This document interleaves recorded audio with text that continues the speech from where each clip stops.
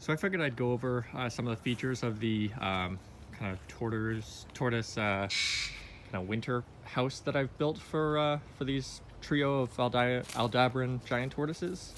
So one of the first things you'll notice is the shelter has two roofs, and so the first roof is a solid insulated roof that's attached on cables to these pulleys.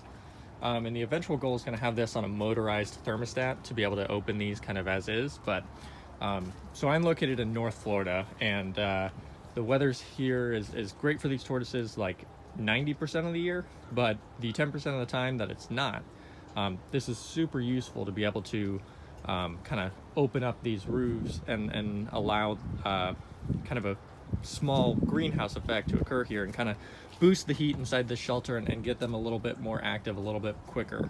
So the other feature you'll have, you can see one of the tortoises here. One of the other features is just multiple doors on the shelter. So I have obviously this flap type door here, but I also have these larger panels that open up. And the thought process is, you see some of the tortoises in there.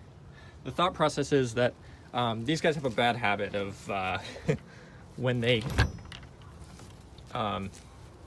just plop down right in front of this shelter, in front of this doorway here, and then block all the other tortoises from being able to get in or out of the shelter. So I can pretty much open up almost this whole front of the shelter here, so that no one is kind of blocking anyone else from getting in.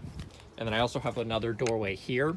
So again, in the future, their large summer enclosure is going to extend all the way out into the yard here, but this is kind of like a smaller winter habitat, so that they're not, they don't have a giant habitat where I don't have to drag them 100 feet back to a shelter or anything like that. They're kind of in a contained area. And so the roof's in two sections, and they lift independently. And so again, you can kind of lift this up as well and gain access to it without too much trouble. To get in there and clean.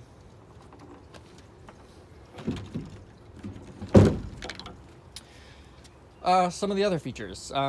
So I built this for ease of expansion. I wanted to build their permanent shelter while they were still young. And so basically all I have to do is, if they get bigger, taller, whatever, just take off this roof section and just add more landscaping timbers however high I feel like I need it to go.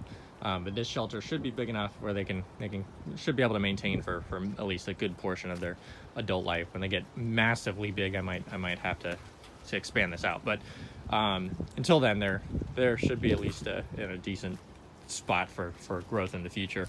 So again, you can kind of see in there that I have heat panels for them, which they definitely make use of. And then their overall paddock as a whole. Here's one of the females. Nice water dish for them, kind of grass waterers, all that jazz.